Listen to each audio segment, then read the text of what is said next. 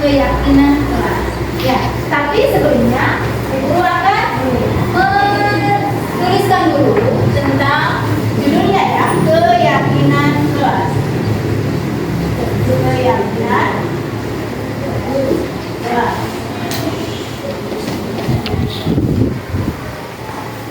Keyakinan kelas ini sebetulnya harus kita susun sendiri, ya. Tapi ada caranya. Ada caranya. Pertama, kalian bisa berdiskusi dengan teman kalian.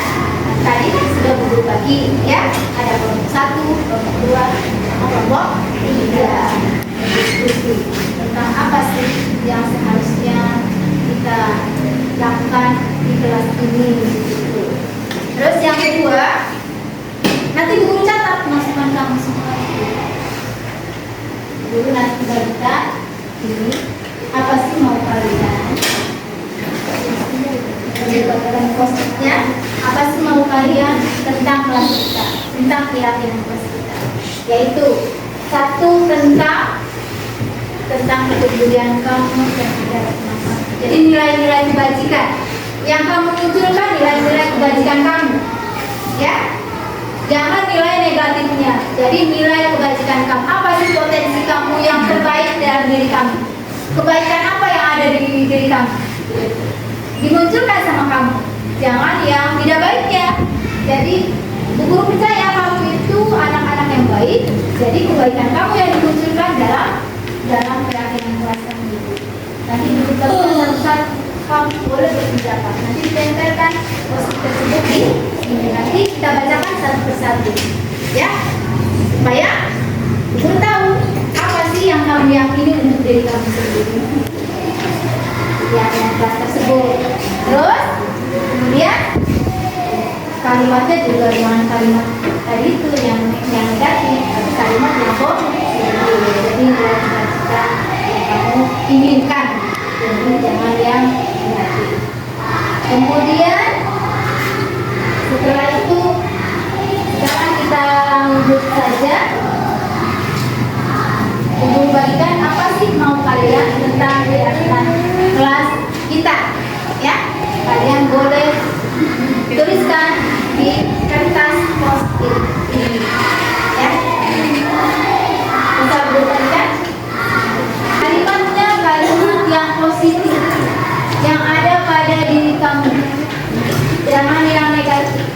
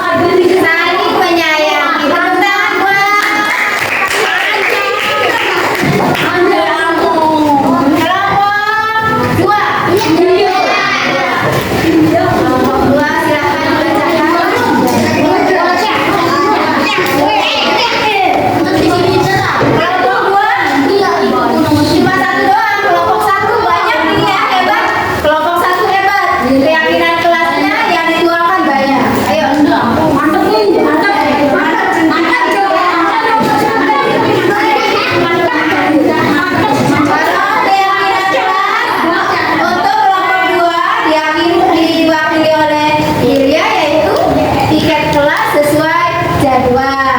Boleh, tepuk tangan untuk dia.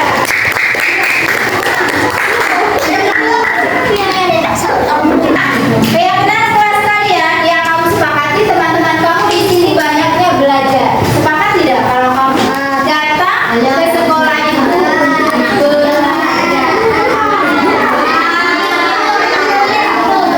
Sepakat tidak? Tapi di situ semuanya belajar.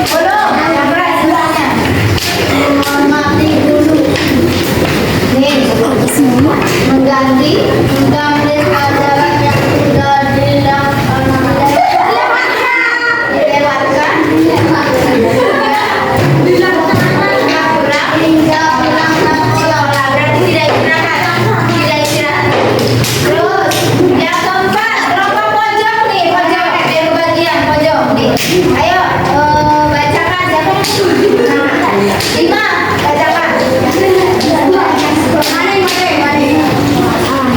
Jaga kebersihan. Konsekuensinya? Ya, membersihkan apa? WC dan toilet.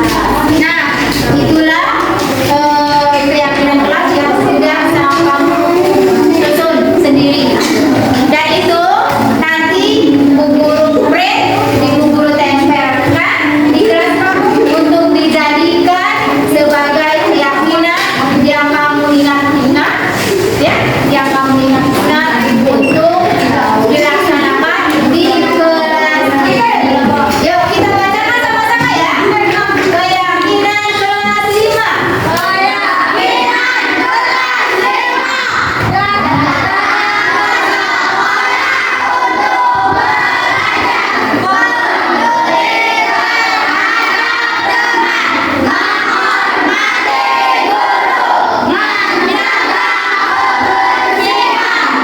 Itu kamu ingat-ingat itu, dan konsekuensinya juga diingat-ingat. Besok guru mau minta tanda tangan kalian supaya tanda tangan kamu itu nanti disampaikan kepada orang tua kamu. Inilah keyakinan kelas. Untuk di kelas 6 ya. Nanti di kelas 6 kemungkinan ada rumah yang lebih tinggi lagi. Kalau naik ke kelas mudah-mudahan kamu semua naik ke kelas ya, yang terima kasih. Yuk kita berdoa setelah belajar ini. Sekali lagi, sedang apa kita? Siapa kita? Tepuk semangat.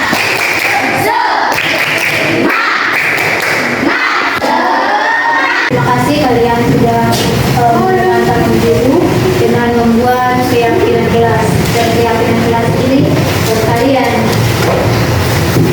Ya. Terima kasih. Assalamualaikum warahmatullahi wabarakatuh.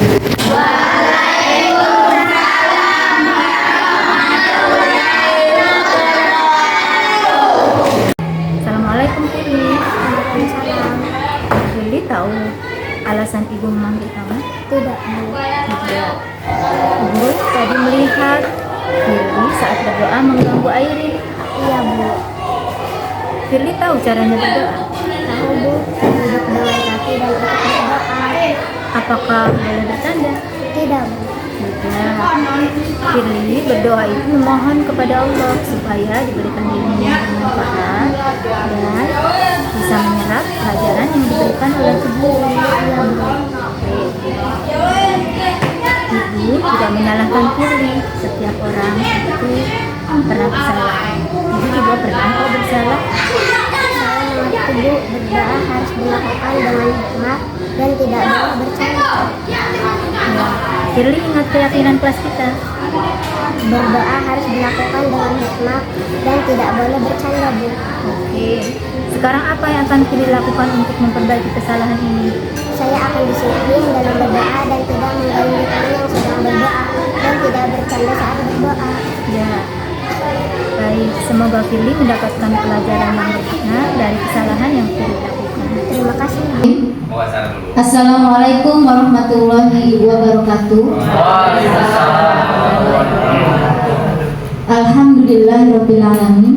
Wassalatu wassalamu ala asrofil anbiya'i wal mursalin wa ala alihi wa sahbihi ajma'in. Amma ba'd.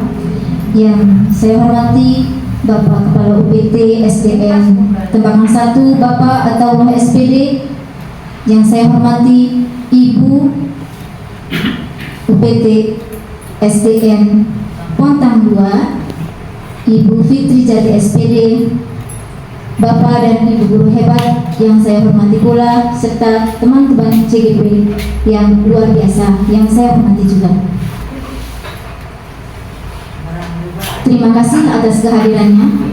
Dan pertama-tama marilah kita panjatkan puji syukur kita kepada Allah Subhanahu wa taala di mana hari ini kita bisa bertemu dalam acara desiminasi disiplin positif untuk modul 1.4, di mana ini merupakan tugas dari CGP untuk memenuhi tugasnya. Dan marilah kita semua senantiasa bersolawat kepada Nabi Sallallahu Alaihi Wasallam. Semoga kita di akhir nanti mendapatkan syafaat oleh beliau. Amin ya rabbal alamin. Untuk acara diseminasi ini ada 3 sesi, yaitu 1 pembukaan, 2 acara inti diseminasi, dan 3 penutup. Untuk pembukaan kita meminta berkah kepada Allah Subhanahu wa taala. Mari kita membaca suratul Fatihah. Al-Fatihah. Bismillahirrahmanirrahim. Alhamdulillahirabbil alamin. Arrahmanirrahim. Maliki yaumiddin. Iyyaka na'budu wa iyyaka nasta'in. Ihdinas siratal mustaqim. Siratal ladzina an'amta 'alaihim ghairil maghdubi 'alaihim waladdallin. Amin, amin ya rabbal alamin. Selanjutnya yaitu pembacaan ayat suci Al-Quran yang akan dibacakan oleh Ibu Tilawatil Husna. Kepada Ibu Tilawatil Husna dipersilakan. Assalamualaikum warahmatullahi wabarakatuh. A'udzu billahi minasy syaithanir rajim. Bismillahirrahmanirrahim. Amma yatasaalun 'anil naba'il 'azim alladzi hum fihi mukhtalifun. Kalla saya'lamun, thumma kalla saya'lamun. Alam naj'alil arda mihada wal jibala awtada wa khalaqnakum azwaja wa ja'alna nawmakum subata wa ja'alna al-layla libasa wa ja'alna an-nahara ma'asha wa banayna fawqakum sab'an shidada. Shadaqallahul azim. Wassalamualaikum warahmatullahi wabarakatuh. Waalaikumsalam.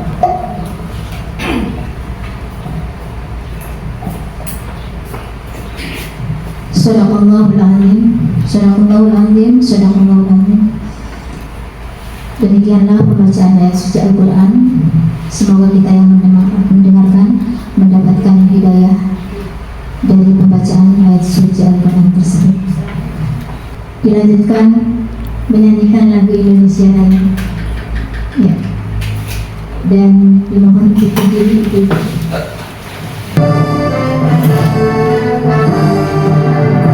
Indonesia tanah airku, tanah tumpah darahku, bisa halangu berdiri jadi pandu ibuku.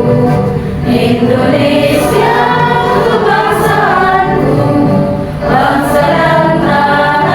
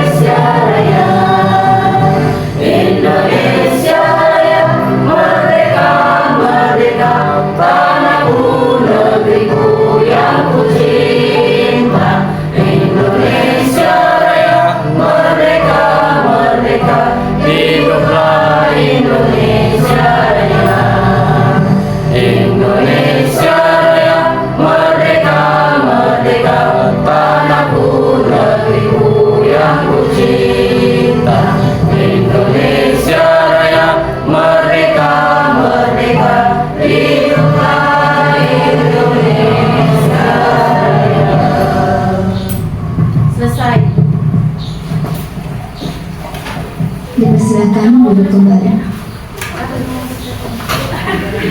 Selanjutnya yaitu sambutan Kepala UPT SDN Tembakang 1, yaitu Bapak Ataullah SPDMM. Kepada Bapak dipersilakan. Bismillahirrahmanirrahim. Assalamualaikum warahmatullahi wabarakatuh. Alhamdulillah, Allahumma sholli wa sallim wa barik alaihi wa ba'du. Yang saya hormati Ibu Hajah Fitri, Kepala UPT Wontang 2, Bapak Ibu Dewan Guru dari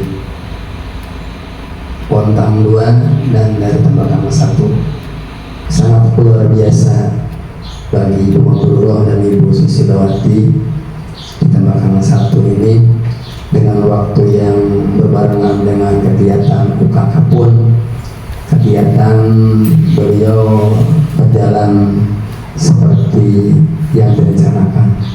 Oleh karenanya dari kami doa dan dukungan insya Allah sepenuhnya untuk kedua guru, yaitu Bu Mabrurah dan Bu Susilawati. Harapan kami lebih sukses lagi ke depan dan lebih lancar lagi. Mungkin itu saja yang dapat saya sampaikan. Bila itu hidayah. Assalamualaikum warahmatullahi wabarakatuh. Terima kasih atas doa dan sambutannya Bapak Kepala Sekolah SDN Tembakang 1 kepada kami CGP di Tembakang 1. Baiklah, disambung acara berikutnya yaitu desiminasi dari saya sendiri, yaitu Ibu Susilawati SPD. Perlu perkenalan Ibu, Bapak? Saya orang Wontang, takutnya belum kenal. Kenalan aja dulu Bu, biar jelas. Betul, nama saya Susilawati binti Muhaimin. Tinggal di Wontang. Iya, tinggal di Wontang. Kebetulan saya saat ini sedang melaksanakan atau mengikuti program CGP. Program ini ternyata sangat luar biasa, dan Bapak Ibu, saya ucapkan terima kasih dikumpulkan di sini untuk membantu saya dalam desiminasi, yaitu menyalurkan praktik baik, ya, memberikan praktik baik kepada teman-teman semua tentang ilmu yang sudah dapatkan di CGP ini. Mudah-mudahan ini bermanfaat untuk kita semua, karena yang saya rasakan juga di CGP ini banyak ilmu-ilmu baru yang saya dapatkan, yang tidak saya dapatkan di tempat lain, ya. Dan saya akan memberikan atau menguraikan tentang modul 1.1 untuk memenuhi aksi nyata pada modul 1.4. Saya akan menjabarkan tentang budaya positif di sini, karena modul 1.4 ini tentang budaya positif. Budaya positif di sini adalah budaya yang dapat dijalankan dengan menerapkan konsep-konsep inti. Tadi sudah dijelaskan sebetulnya oleh Ibu Mabrurah, ya. Apa konsep inti tersebut? Yaitu satu, disiplin positif. Disiplin yang didasari oleh motivasi intrinsik atau motivasi yang ada dalam diri anak itu sendiri atau kita sendiri. Terus motivasi perilaku manusia tentang hukuman dan penghargaan, tentang posisi kontrol restitusi seorang guru, pembuatan keyakinan sekolah atau kelas, dan segitiga restitusi penyelesaian masalah. Dan penting bagi kita, seorang guru harus mempunyai kemampuan untuk menciptakan budaya positif di kelas, umumnya di sekolah kita. Next. Selanjutnya tentang disiplin diri. motivasi, disiplin diri. Disiplin diri itu adalah kita belajar mengontrol diri kita dengan menggali potensi kita agar tercapai tujuan mulia, yaitu sesuatu menjadi seseorang, menjadi seseorang yang kita inginkan. Kita ingin apa? Ingin sesuatu apa yang kita inginkan, tapi berdasarkan nilai-nilai yang kita hargai. Apa sih nilai-nilai yang kita hargai? Tentu saja nilai-nilai kebajikan yang tadi sudah diuraikan oleh Ibu Mabrurah. Nah, ini nilai-nilai kebajikannya sesuai dengan profil pelajar Pancasila, sesuai dengan Ibu Primary Yes Program, sesuai dengan keterampilan hidup atau life skill.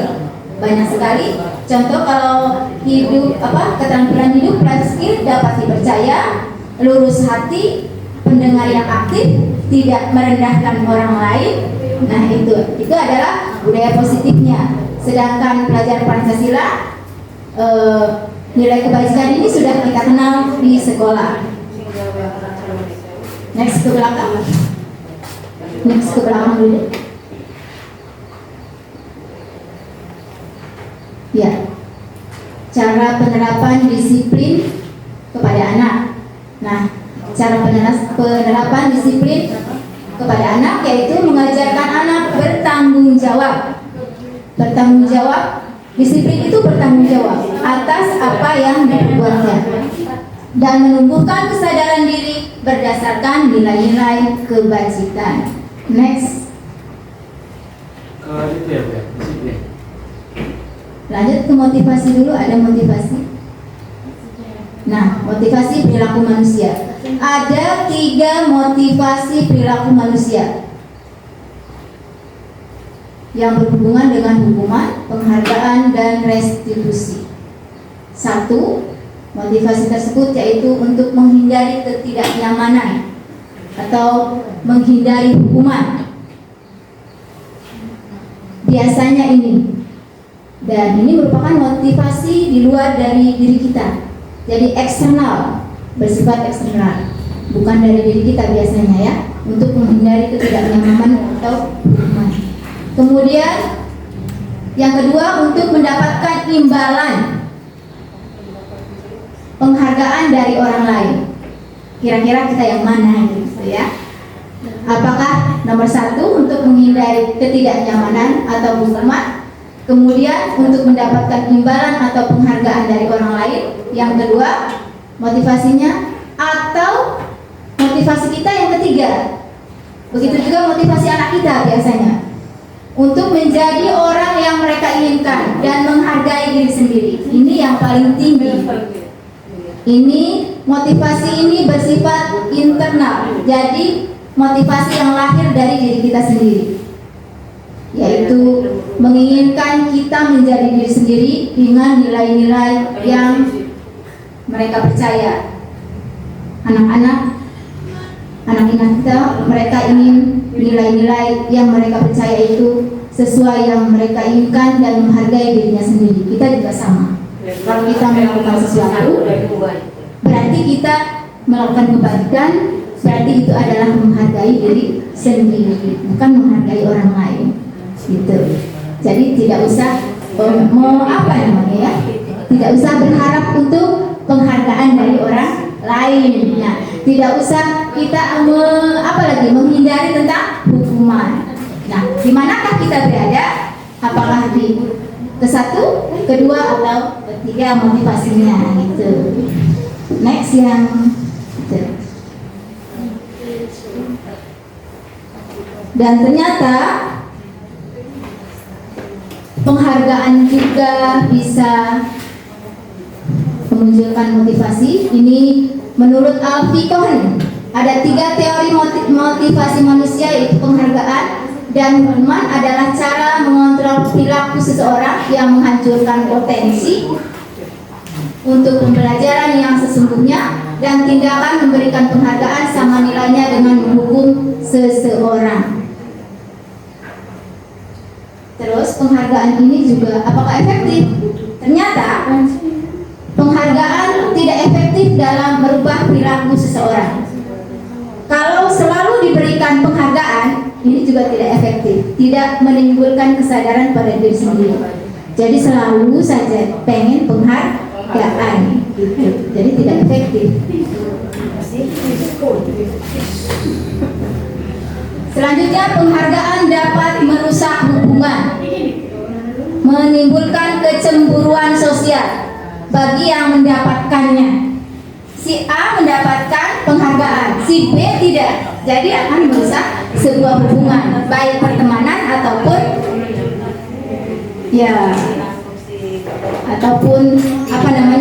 persaudaraan. Jadi adanya persaingan mungkin di penghargaan tersebut. Jadi merusak hubungan. Dulu kita beranggapan bahwa penghargaan itu sangat penting buat anak kita. Sehingga saya juga memberikan penghargaan bintang kepada anak tersebut. Tapi ternyata penghargaan tersebut tidak efektif dan dapat merusak hubungan. Apalagi anak-anak berlomba sekali. Ibu saya pengen bintang juga, gitu tuh. Ya, akhirnya emang pada saat itu dia seumpama berdoa dengan baik, semua berdoa dengan baik, semua dapat bintang. Semua dapat bintang, tapi ternyata besoknya lagi ya masih begitu juga, gitu tuh. Setelah bintang tidak ada, sebintang saya habis seumpama gitu. Ya, bintang saya habis.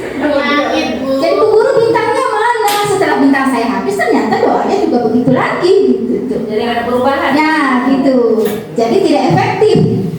Dan begitu juga merusak hubungan tadi itu. Jadi cemburu si anak ini. Loh, dapat bintangnya banyak, saya tidak, gitu. Merusak hubungan. Terus penghargaan mengurangi ketepatan. Jadi mengurangi ketepatan itu apa sih? Dia targetnya saya penghargaan itu, gitu tuh. Jadi bukan dari diri kita ya, bahwa saya harus belajar, saya harus bukan dari diri, tapi itu tuh target penghargaannya yang dia inginkan, gitu. Terus penghargaan menurunkan kualitas. Itu tadi dia hanya mengejar penghargaan, jadi kualitas dalam dirinya tidak tergali kualitasnya. Jadi hanya mengejar penghargaan tersebut. Sedangkan mungkin dia punya potensi yang lain, gitu. Ya, jadi dia akan peringkat itu peringkat kenaikan waktu pembagian rapot itu perlu nggak? Iya, makanya di kurikulum Merdeka tidak ada. Ya, tidak ada seperti itu, tidak ada penghargaan. Yang bikin kacau. Ya seperti itu. Tapi kan kebanyakan orang tua menanyakan soal itu. Ya, karena itu betul. Karena itu kebiasaan kita di zaman dahulu. Jadi betul juga ya, ada orang tua yang mempertanyakan hal itu. Karena ingin tahu siapa sih yang ada peringkat di kelas, misalnya bagian kelas 4. Iya, betul. Kalau kan nanti, oh Bu Guru nggak ada ini ya sih, siapa kan nggak tahu kok nggak ada sih. Biasanya kan Kalau di kurikulum Merdeka semua anak mempunyai potensi dan dihargai. Makanya pembelajarannya ada pembelajaran berdiferensiasi. Ya, Bu Era. Ya itu. Jadi semua mempunyai bakat dan potensi kalau di dalam kurikulum Merdeka. Selanjutnya penghargaan mematikan kreativitas anak juga terhenti karena penghargaan tersebut. Jadi itu tadi dia hanya mengejar penghargaan. Ya. Ya ada rasa malu yang nggak dapat hadiah. Iya, betul. Nah, kita udah gede lah, harus belajar kan pindah banget sekolah. Berarti ada pengalaman pribadi ternyata tidak efektif. Jadi nggak usah aja ya Bu yang ngasih hadiah yang bisa tuh di itu nggak usah aja gitu ya. Iya, sebetulnya dikurangi Bu.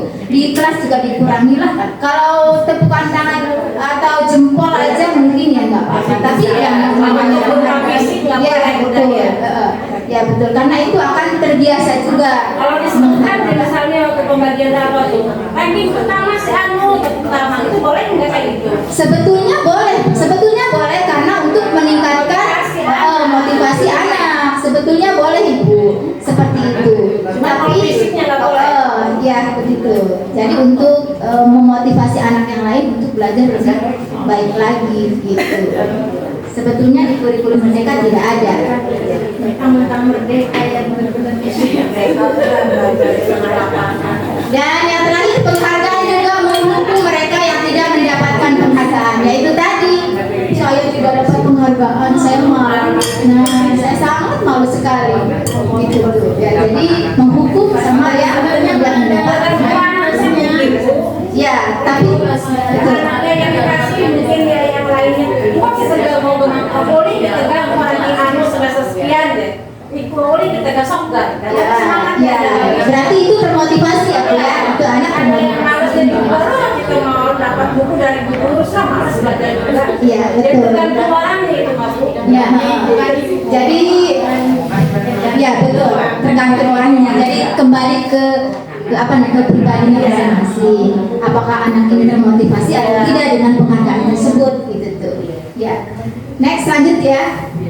Nah, sekarang coba Ibu baca refleksi ini. Apakah saya seperti ini atau bagaimana gitu. Kita baca bersama. Refleksi diri sendiri, saya juga kita bersama aja merefleksikan diri kita sendiri. Sebagai seorang guru, Ngomong ininya jawabnya dengan suara apa dengan hati? boleh nanti saya kasihkan. Mana ada yang Iya.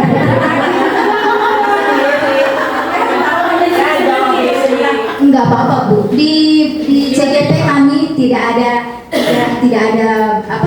salah dan betul. Di semua dihargai. Ya, sebagai seorang guru saat Anda hadir mengajar di kelas tepat waktu, motivasi apakah yang mendasari tindakan Bukan nih, Anda? pas tepat waktu. Tidak tepat waktu. Tanyakan. Sudah apa belum? Belum. Kadang-kadang. Kadang-kadang. Pakai kadang-kadangnya apa pakai belum ya? Pakai belum ya mungkin. Iya, ini mah buat saya sendiri ya. Saya sendiri. Ngantuk dan ngantuk. Iya, Sudah betul. ceritanya sudah ceritanya. Ceritanya sudah. Terus. Jangan yang sempurna. Betul. Motivasi apa yang mendasari tindakan Anda? Apakah Anda datang tepat waktu itu karena ingin tidak ingin ditegur oleh atasan? Karena tidak ingin ditegur oleh atasan. Dan kemudian mendapat surat peringatan. Kemungkinan kita tidak ya, tidak seperti itu ya. Menghindari ketidaknyamanan dan hukuman. Atau Anda ingin mendapatkan pujian dari atasan dan mendapat penghargaan sebagai karyawan berprestasi. Lanjut, mendapat imbalan atau penghargaan dari orang lain. Nah, itu tadi mendapat penghargaan dari orang lain itu masih ada dari orang lain yang berarti dari luar gitu ya. Atau Anda ingin menjadi orang yang menghargai waktu. Nah, ini ya paling tinggi karena menerapkan nilai kebajikan tersebut. Menghargai diri sendiri itu tuh sebagai teladan bagi murid-murid Anda karena Anda percaya tindakan Anda sebagai seorang guru akan dicontoh murid-murid Anda gitu, dan masyarakat juga menilai gitu ya kan, Bu. Oh, ibu gurunya datangnya pagi terus. Oh, ibu gurunya datangnya telat terus. Kok Bu guru siang? Nah, itu rasanya ya Allah. Tadinya kita memerlukan jawaban. iya. Betul, Bu. Pagi juga kok tumben Bu pagi. Biasanya pedagang Bu yang seperti itu. Ibu pagi amat katanya gitu, iya. Ibu pagi amat soalnya dia baru gelar dagangan. Kemudian pagi amat menghargai nilai diri sendiri. Nah, manakah motivasi yang paling kuat mendasari tindakan Anda atau bahkan kombinasi dari dua motivasi bahkan ketiga-tiganya? Bisa jadi kita mempunyai motivasi itu tiga-tiganya. Ya, bukan hanya satu gitu tuh. Bisa juga dua, bisa juga tiga. Jadi berbarengan. Bisa itu. Saya datang tepat waktu karena ingin dipuji, bisa jadi. Bisa juga karena ada nilai-nilai yang kita pertahankan dalam diri kita. Bisa juga berbarengan motivasinya. Gitu. Lanjut ya Pak ya? Nah, sekarang tentang hukuman. Hukuman, konsekuensi, dan restitusi. Apa sih hukuman? Hukuman ini bersifat tidak terencana atau spontan, tiba-tiba, dan hukuman bersifat satu arah. Jadi dari pihak guru saja, atau dari atasan, dari pihak guru atau atasan.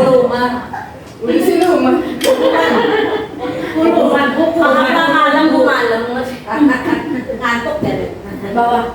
Mana? Hukuman meningkat tidak terencana atau tiba-tiba dan gulungan. Ya betul. Ustaz, Dari pihak guru yang memberikan dan murid hanya menerima saja tanpa melalui suatu kesepakatan. Jadi secara tiba-tiba. Contohnya anak datang telat, ya sudah masuk gitu. Wah, bagaimana nih? Punten bisa nggak coba menjadi seorang hukuman ini? Bisa sih kalau apa namanya dipanggil anaknya, diingatkan gitu. Besok jangan siang lagi ya. Pagi, kalau enggak artinya kan dipilihin. Kalau yang terlambat siapa dia dibarisin lagi pakai ini. Satu mana ke depan Supaya ini supaya lebih jelas. supaya lebih jelas ya. Ya, kalau untuk saya sendiri ya di kelas saya sendiri, saya juga pernah sih ada datang kesiangan gitu tuh ya, tidak menutup kekurangan dari saya sendiri gitu. Kalau misalnya kan dicontohkan dari anak ya, misalnya anak saya atau kelas 5 pada saat sini sudah alhamdulillah sudah diterapkan kalau upacara yang terlambat melaksanakan upacara, artinya kan di luar gitu, ditutup gerbangnya. Nanti kita sebagai guru pengajar artinya dibariskan anak yang terlambat. Selain itu juga kalau misalnya dilakukan kegiatan KBM, misalnya hari Senin atau enggak dari hari Senin, Selasa, Rabu, dan Kamis sampai dengan Sabtu ada yang terlambat seperti itu, biasanya kadang udah dicontohkan misalnya Yusuf kamu terlambat datang ke sekolah, ya udah di luar dulu, kalau enggak nanti besok lain kali datangnya lebih awal ya biar tidak terlambat, seperti itu Bu. Terima kasih Bu Tin. Jadi hukumannya di luar ya Bu ya? Tidak boleh belajar. ada yang misalnya ada ya gitu. Misalnya dihukum di luar tapi dikasih waktu misalnya kita 10 menit supaya efek jerah gitu. Nanti besoknya jangan lagi. Kalau misalnya bukan itu saja seperti yang dialami misalnya dalam kegiatan KBM udah masuk, Bu beli pensil, beli pulpen gitu kan. Kalau misalnya udah masuk dilakukan itu di luar dulu gitu tuh biar anak yang lain ngeliat gitu, jangan diulangi lagi supaya biar ada rasa efek jerahnya gitu tuh. Iya. Butin, hukuman ini bersifatnya tadi itu tidak terencana dan Butin punya kesepakatan di dalam kelas tersebut. Ya kalau ya disepakati dari apa misalnya kalau misalnya hukuman yang tidak piket gitu tuh ya disepakatin dulu. Nah misalnya hari Senin yang piket siapa, misalnya si Reza, kalau nggak si Aldo, yang laki-lakinya Bu tidak piket, ya udah gimana nih dia hukumannya seperti apa sama anak-anak Bu ini aja disuruh besok lagi piketnya gitu, jadi biar gantian Ya, biar yang lain gitu. tidak terencana berarti ya. Nah ini betul, hukuman itu tidak terencana, tidak melalui suatu kesepakatan atau pengarahan guru dari pihak guru baik sebelum atau sesudahnya. Itu kalau hukuman. Lanjut. Nanti kita bahas yang lainnya. Konsekuensi. Apa sih konsekuensi? Biasanya konsekuensi ini sudah terencana atau sudah disepakati, sudah dibahas dan disetujui oleh murid dan guru. Umumnya bentuk konsekuensi dibuat oleh pihak guru atau sekolah dan murid sudah mengetahuinya. Konsekuensi akan diterima bila ada pelanggaran pada konsekuensi. Murid tetap dibuat tidak nyaman. Murid tetap dibuat tidak nyaman pada pada konsekuensi tersebut. Sebetulnya ada perjanjiannya seperti kesepakatan kelas konsekuensi ini ada ya. Tapi tetap saja si murid tidak dibuat tidak nyaman gitu konsekuensi tersebut Karena ya. mungkin ada murid juga yang terpaksa gitu melakukan keyakinan gitu. Iya Bu. Kan lagi di video. Ya harus dipaksakan, kalau nggak dipaksakan malah nggak biasa, biar biasa makanya dipaksakan. Susahnya tanpa hukum itu ya. Iya. Iya. Tapi kadang anak juga kalau misalnya yang ngerti aja gitu, tapi kadang yang hukuman itu efektifnya dalam jangka pendek. Jangka pendek. Cuma kalau generus susah juga. Iya, makanya harus dipaksakan. Kalau nggak dipaksakan mah nggak bisa. Tapi dalam jangka panjang tidak bisa. Iya. Hanya efek jerahnya waktu itu doang. Iya. Terus diulangi lagi kemudian. Iya. Lanjut. Biasa. Restitusi. Lanjut kembali. Restitusi. Nah ini restitusi. Apa sih restitusi? Saya pertama mendengar restitusi itu pada waktu Pak Busron menerangkan atau mengunggah aksi nyata. Apa sih restitusi itu? Saya belum pernah mendengarnya. Dan setelah di CGP, saya tahu restitusi itu adalah suatu proses menciptakan kondisi bagi murid untuk memperbaiki kesalahannya. Ada poin-poinnya, nanti akan dibahas oleh Ibu Ella yang membahas tentang restitusi segitiga. Sehingga mereka bisa kembali pada kelompok mereka. Jadi tahu si murid itu kesalahan saya ini, ini, gitu tuh. Jadi tidak usah dengan cara menghukum, dengan cara melotot, atau dengan cara membuat rasa bersalah kepada. Berarti itu mahasiswanya yang mengerti sendiri, Bu. Siap. Zaman sekarang lah kamu mesti gitu melotot itu. Iya. Kamu mesti mainnya, Bu. Ya, saya ketawa muridnya, Bu. Jarang ya kesana. Malah dijawab. Dengan karakter yang lebih kuat itu kata Goshen itu 2004. Nah, restitusi juga merupakan proses kolaboratif yang mengajarkan murid untuk mencari solusi. Kolaboratif dengan siapa ya? Dengan gurunya, gitu. Dengan gurunya untuk mencari solusi atas masalah mereka dan membantu murid berpikir tentang seperti apa yang mereka inginkan. Artinya, kebutuhan apa? Tadi ada sudah kebutuhan manusia ya. Jadi kebutuhan apa yang belum terpenuhi. Jadi kebutuhan dia itu apa yang belum terpenuhi, apa yang mereka inginkan, dan bagaimana mereka harus memperlakukan orang lain. Next, Kabari.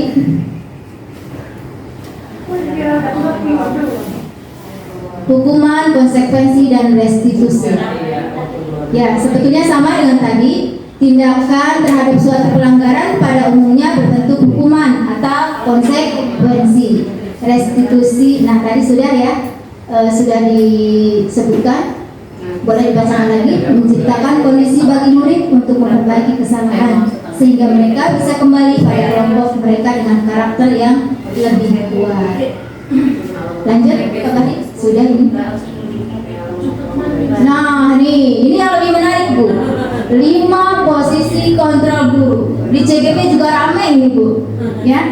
Kalau kita berkolaborasi di ruang diskusi, ramai ini. 5 posisi kontrol guru. 1 sebagai penghukum. Nah, penghukum ini Kayak hakim. ya. Terus sebagai pembuat rasa bersalah kepada murid. Muridnya merasa bersalah nantinya. Kemudian sebagai pemantau. Yang keempat sebagai teman, dan yang kelima sebagai manajer. Kira-kira mana ya, Bu? Idealnya kita sebagai seorang guru mana yang harus? Sebagai teman. Sebagai teman. Iya. Tapi Sebagai pemantau begini aja. Ngawas. Sebagai teman. Ya. Titip dong di kelas. Baik, coba kita lihat ya, apakah ideal sebagai seorang teman. Lanjut. Penghukum. Seorang penghukum bisa menggunakan hukuman fisik maupun verbal.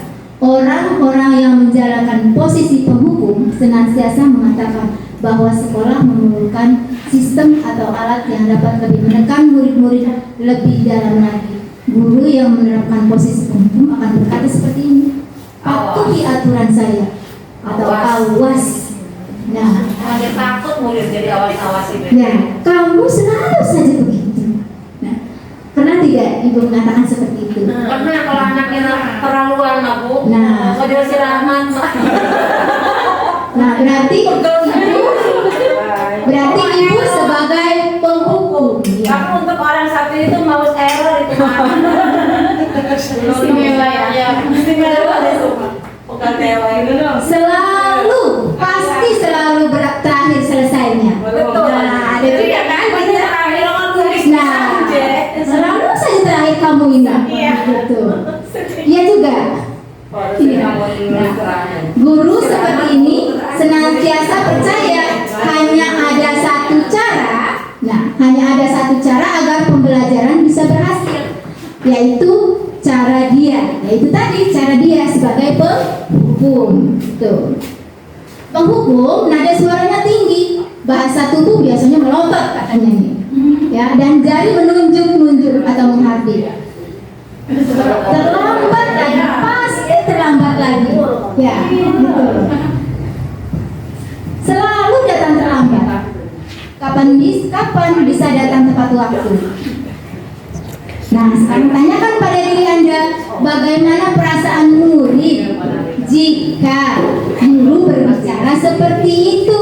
Gitu. Pada saat muridnya datang terlambat. Hasilnya apa? Hasilnya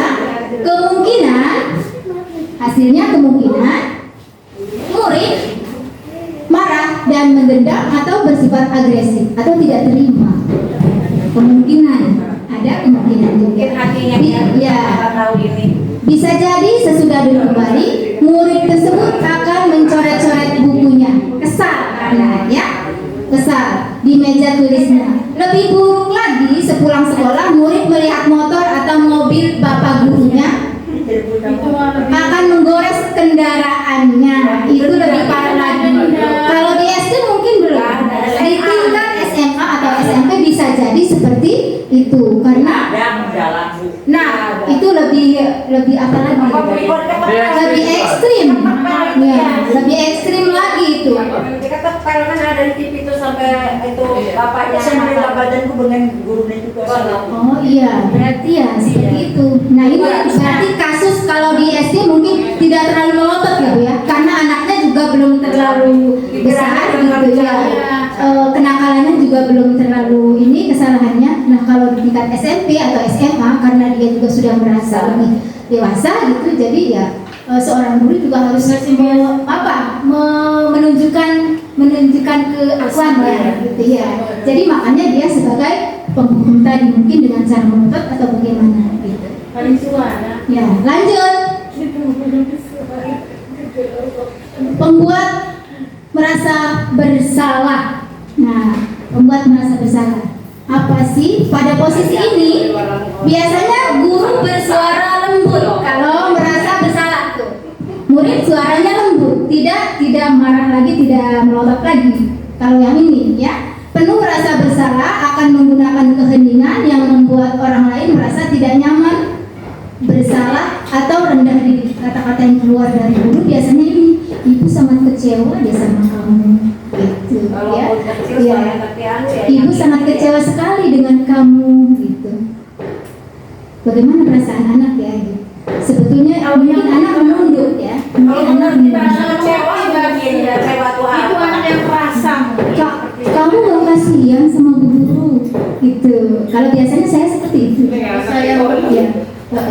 Kamu gak kasihan sama bu guru, suara bu guru udah habis, tapi kamu gak ngedengerin gitu biasanya. Nah, terus gimana coba kalau orang tua kamu tahu kamu berbuat begini? Nah, jadi suaranya lembut, kena sasaran juga gitu tuh. Tapi membuat si anak merasa bersalah gitu. Ya. Di posisi ini murid akan memiliki penilaian diri yang buruk tentang diri mereka. Jadi merasa buruk dirinya tuh. Murid merasa tidak berharga dan telah mengecewakan orang-orang yang disayanginya, baik gurunya atau atau orang tuanya. Pembuat merasa bersalah, nada suaranya memelas, halus, sedih, bahasa tubuhnya juga merapat ke anak. Biasanya ya karena didekati. Tapi biasanya baca menjalan-jalan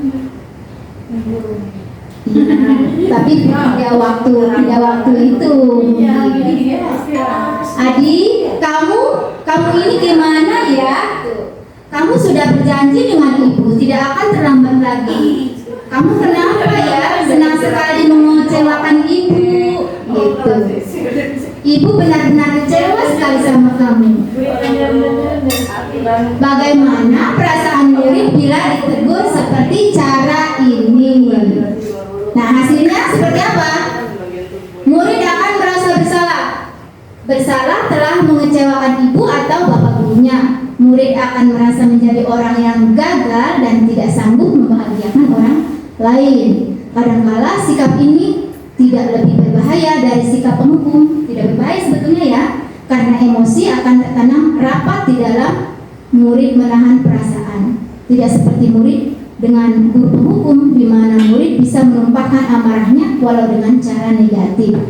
Murid tertekan seperti inilah yang tiba-tiba bisa meletus amarahnya dan bisa menyakiti diri sendiri dan orang lain. Jadi tidak tersalurkan kecewanya itu, nanti tiba-tiba saja dia marah-marah atau melakukan hal yang tidak kita inginkan. Lanjut. Teman. Nah, tadi yang ibu biasanya sebagai seorang teman. Coba lihat. Guru pada posisi ini tidak menyakiti murid, namun akan tetap berupaya mengontrol murid supaya persuasif. Posisi teman pada guru bisa negatif ataupun positif juga. Positif di sini berupa hubungan baik, karena seperti teman, hubungan baik terjalin dengan anak tersebut. Ya. Guru di posisi teman menggunakan hubungan baik dan humor untuk mempengaruhi seseorang. Mereka akan berkata, ayo bantulah demi bapak ya, gitu. Ya. Ayo ingat tidak bantuan bapak selama ini, sambil tertawa atau sambil bagaimana si gurunya. Ya sudah, kali ini tidak apa-apa. Nah, biasanya begitu ya kalau sebagai teman gitu. Nanti ibu bantu bereskan gitu. Nah, si anak biasanya seperti apa kalau seperti itu? Hal negatif dari posisi teman adalah suatu saat guru tersebut tidak membantu anak tersebut. Jika gurunya berhenti membantu, anak tersebut akan kecewa. Hal itu sudah saya buktikan, Bu, kepada anak murid saya. Saya selalu membantu dan kemudian setelah itu dia berontak setelah tidak dibantu gitu. Setiap saya peluk, saya ajak bagaimana seperti seorang teman, setelah itu dia berontak suatu saat tidak dibantu oleh saya. Sepertinya guru itu milik saya, jadi orang lain tidak boleh. Ada perasaan cemburu nanti. Iya, itu seperti itu. Soalnya kitanya nggak mau bantu, nanti anak punya perasaan ibu sekarang aja nggak perhatian lagi. Nah, itu posisi sebagai teman. Ada serba salah. Ada negatif dan ada positifnya juga. Itu apa ya? Pikiran anaknya tuh. Iya. Jadi harus bagaimana ya kita ya sebagai seorang guru. Jadi disamaratakan saja. Saya pikir bapak atau ibu teman saya murid seperti itu tuh. Murid merasa dikecewakan dan tidak mau lagi berusaha muridnya. Hal lain yang mungkin timbul adalah murid hanya bertindak untuk guru tertentu saja dan tidak untuk guru lainnya. Murid akan tergantung pada gurunya saja. Guru yang lain mah tidak. Ya, seumpama kalau kelas 1 ya hanya pada saya doang. Iya. Gitu. Kalau kelas 6 hanya pada Bu Mam saja, kelas 5 sama Buntin aja gitu. Jadi tidak pada semua guru. Tapi kadang anak nggak ditanggapin, misalnya salah satu ya ngomongnya ibu mau dikasih sama ibu aja gitu, ada sih kayak gitu. Teman, sebagai teman ini nada suaranya ramah, akrab, bercanda, bahasa tubuhnya juga merapat, mata dan senyum jenaka. Biasanya ini kalau sebagai teman. Adi, ayolah, bagaimana sih kamu? Kemarin kamu sudah janji ke bapak. Kenapa terlambat lagi? Sambil tertawa ringan. Ya sudah,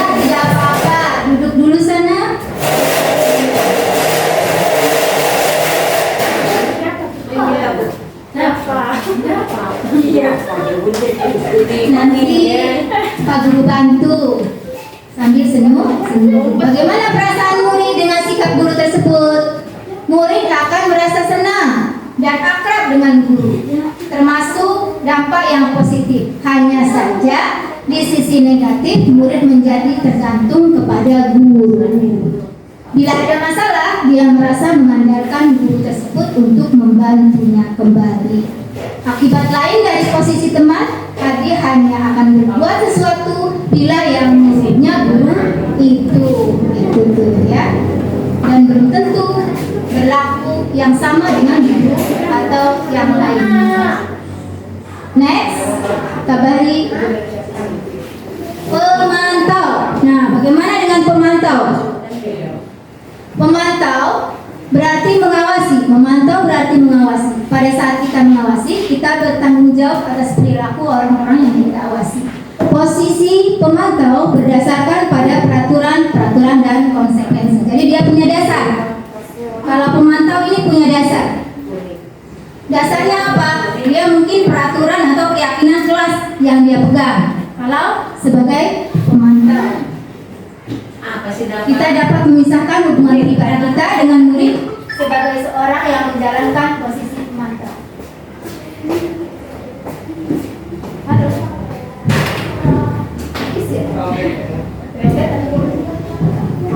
Cek. Ya. Sebentar lagi. Pemantau nada suaranya datar. Bahasa tubuhnya juga formal. Guru, contoh peraturan apa yang dikatakan pemantau itu? Peraturan apa? Apa yang telah kamu lakukan? Sanksi atau konsekuensi apa? Contoh, Pak Adi, tahukah kamu jam berapa kita memulai? Adi, tahu Pak, kamu terlambat 15 menit. Apakah kamu sudah mengerti konsekuensi yang harus dilakukan bila terlambat? Adi, paham Pak, saya harus tinggal di kelas jam istirahat dan mengerjakan tugas ketertinggalan saya. Guru, ya benar. Nanti pada saat jam istirahat, kamu harus tinggal di kelas untuk menyelesaikan tugas yang tertinggal tadi. Bagaimana perasaan murid? Ini kayaknya ke bawah ini. Ya. Coba selanjutnya, kabari. Manajer. Kalau manajer, posisi terakhir, posisi di mana guru berbuat sesuatu bersama dengan murid, mempersilahkan murid mempertanggungjawabkan perilakunya, mendukung murid agar dapat menemukan solusi atas permasalahannya. Seorang manajer telah memiliki keterampilan di posisi manajer. Biasanya manajer adalah seorang kepala sekolah, tapi kita tidak bisa menjadi seorang manajer di kelas. Ya, manajer di kelas. Posisi seorang manajer telah memiliki keterampilan di posisi teman ataupun pemantau, dan dengan demikian bisa jadi di waktu-waktu tertentu kembali kepada posisi tersebut bila diperlukan. Namun kita bisa menginginkan murid-murid kita menjadi manusia yang merdeka, mandiri dan bertanggung jawab. Maka kita perlu mengacu pada restitusi yang dapat menjalankan murid kita. Seorang manajer bagi dirinya sendiri. Di manajer, murid diajak menganalisis kebutuhan dirinya maupun kebutuhan orang lain. Di sini penekanan bukan pada kemampuan membuat konsekuensi, namun dapat berkolaborasi dengan murid bagaimana memperbaiki kesalahan yang ada. Seorang manajer akan berkata, nah jika manajer berkatanya seperti ini, apa yang kita yakini? Kembali ke keyakinan kelas. Apa yang kamu yakini? Terus, apakah kamu meyakininya? Jika kamu meyakininya, apakah kamu bersedia memperbaikinya? Jika kamu memperbaiki ini, hal ini menunjukkan apa tentang dirimu? Dan apa rencana kamu untuk memperbaiki hal ini? Jadi menggali kemampuan yang ada pada murid. sesuatu yang ada pada murid, nilai kebajikan yang ada pada murid tergali di posisi manajer ini. Jadi kita tidak mengadakan kolaborasi ya. Kita mengadakan kolaborasi untuk menemukan permasalahan yang dialami oleh murid kalau posisi manajer ini. Walaupun biasanya yang melakukan adalah kepala sekolah, tapi guru juga bisa melakukannya. Kita sebagai manajer di kelas. Dan ini sangat sulit sekali bagi seorang guru. Kita harus membiasakan untuk menjadi seorang manajer ini. Kita sedikit demi sedikit untuk berlaku sebagai seorang manajer. Pertama, kata-kata mungkin harus kita susun dengan rapi, harus dengan bijak. Itulah menjadi seorang manajer. Jadi tidak asal aja gitu ya. Biasanya ini manajer. Tugas seorang manajer bukan hanya mengatur seseorang. Kita membimbing murid untuk dapat mengatur dirinya. Seorang manajer bukannya memisahkan murid dari kelompoknya, tapi mengembalikan murid tersebut ke kelompoknya dengan lebih baik dan kuat karena sudah punya nilai-nilai yang dia percaya.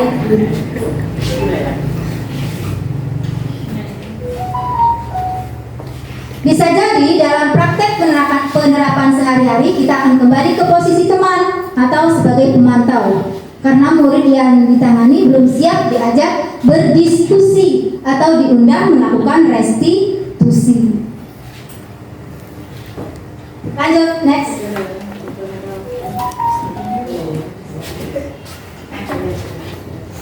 Manajer nada suaranya tulus, bahasa tubuh tidak kaku mendekat ke murid.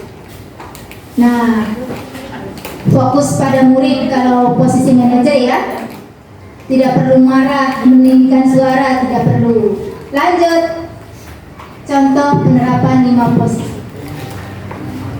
Penghukum contohnya hormat di depan tiang. Udah nggak musim kayaknya bu orang Bendera, hormat ke bendera 10 menit.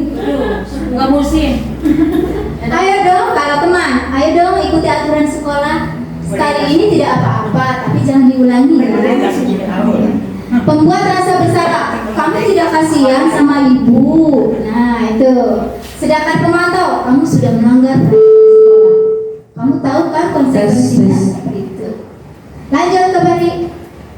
Kita ngebut deh. Contoh penerapannya. Manajer, apakah kamu tahu kesalahanmu? Kamu masih ingat keyakinan kelas yang kita buat? Kira-kira bagaimana kamu memperbaiki kesalahan kamu? Nah ini adalah posisi manajer. Next, kabari lanjut. Selamat datang, Mengarif.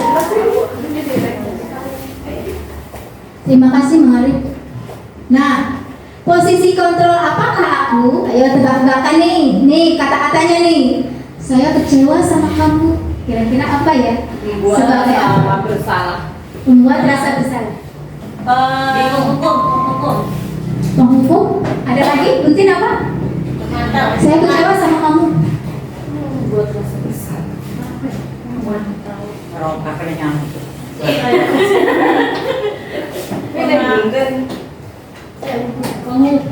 Penghukum. Yuk kita lihat jawabannya apa. Jeng jeng. Ya. Membuat rasa bersalah. Tepuk tangan buat Bu Nunu. Lanjut. Oh ini soal. Ya. Posisi kontrol apakah aku? Nah itu. Nomornya rasa bersalah. Kamu benar dengan pertanyaan bersalah. Kamu tidak pernah benar melakukan. Nah apa itu? Pemantau. Pemantau. Oke, terus. Wajib apa? Penghukum. Bu Nunu? Pemantau. Dereng. Wila apa? Penghukum. Coba kita lihat. Pemantau.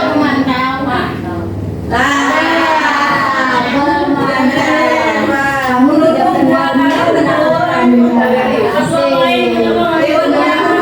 Dapat 2 poin. Lanjut ya. Aduh. Lagi taruh dia. Posisi kontrol apakah aku? Manajer. Wah, sudah terlihat ya Bu ya. apakah rencana kamu untuk menyelesaikan masalah ini? Tapi bukan penuh-penuh.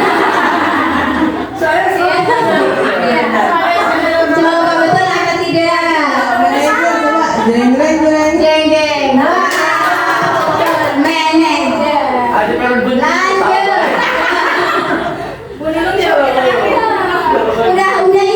Udah pas jadi CGP ini. Udah cocok betul. Mudah-mudahan nanti setelah kita sampai 12 doang loh, Bu. Sampai 12 doang harus ikut. Maju jangan maju-maju sendirinya. Itu seperti anak maju sama orang. Sendirinya harus maju. Nah, saya jelas kesananya kemarin sendiri. Posisi kontrol apakah aku? Ayo Bukan demi Bapak, demi Ibu. Teman betul. Kalau mah biasanya beda. Ya. Bu Ika teman. Kita lihat, coba kita lihat. Jeng. Ya, betul. Sebagai teman. Konten emang bener itu. Konten bener masa sih. Terus lanjut. Terakhir. Kamu tidak akan mendapatkan nilai jika tidak mengerjakan tugas.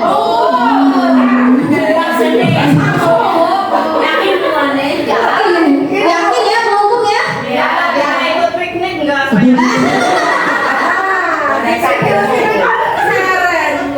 Tidak dinaikkan. Coba next. Jawabannya. Oh iya, penghukum. Lanjut. Wih, hebat-hebat semuanya. Berarti kita sudah ini ya. Nah, kita sampai ke keyakinan kelas. Tapi nanti Ibu Ferayati yang menguraikan tentang keyakinan kelas ini. Kemarin juga sama seperti Ibu Mabruro, saya juga melakukan pembuatan keyakinan kelas dengan kelas 5 ya. Dengan kelas 5. Lanjut coba. Pak Bari, lanjut. Mengapa keyakinan kelas bukan peraturan kelas? Kalau peraturan diciptakan oleh guru, kalau keyakinan diciptakan oleh murid bersama-sama berkolaborasi.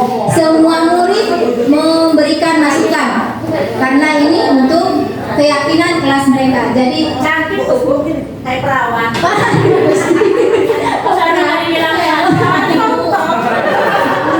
perawan tingtong. Apa itu foto? Saya nggak bilang cantik tadi.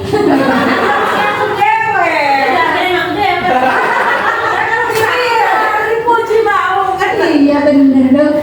Cantik pula orang perempuan. Kebutuhan dasar. Lanjut. Dah nanti Bu Ella yang spesifik menjelaskannya.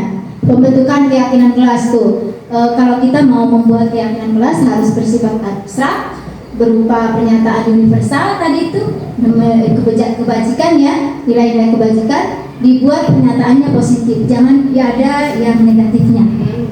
Selalu positif pokoknya. Yang ditekankan positif. Ya, jangan ada itu ya, tidak ada.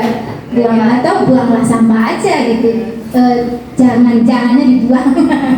Sayurnya dibuang. Sedikit saja dan ya boleh jangan negatif itu negatif. Pokoknya pakai jangan buang sampah di tempat. betul Bu. Pokoknya Jangan sembarangan buang sampah itu nggak boleh. Jangan terlambat berarti. ya jangan terlambat. Datanglah. Bu, kalau jangan makan di kelas, kalau dihapus makan itu lah. Artinya pernyataannya dirubah. Oke. Kalau misalkan dilarang, Nanti dijelaskan secara spesifik sama Bu. nanti Bu Elanya nggak kebagian. Next, lanjut. Segitiga restitusi ini juga nanti Bu Ella. Ada 3 langkah ya, itu segitiga itu tersebut menstabilkan ya sudah. Pertama menstabilkan identitas, kemudian 3 langkahnya. Yang kedua validasi tindakan, yang ketiganya yaitu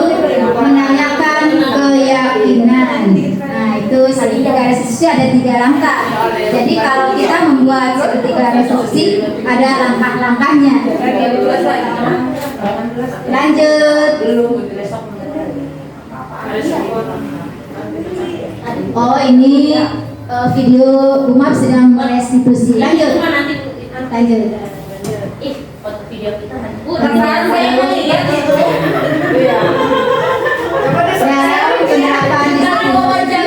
hendaknya guru memiliki standar kepribadian profesional dan sosial yang baik, di mana guru mampu merefleksikan diri dalam posisi kontrol saat ini. Bagaimana perjalanan diri sebagai among atau manajer yang menuntun murid-muridnya menjadi insan yang luhur. Dan diharapkan guru kita itu posisi kontrolnya sebagai manajer, tapi tidak mudah untuk mewujudkannya. Nah, kita belajar sedikit demi sedikit untuk menjadi seorang manajer.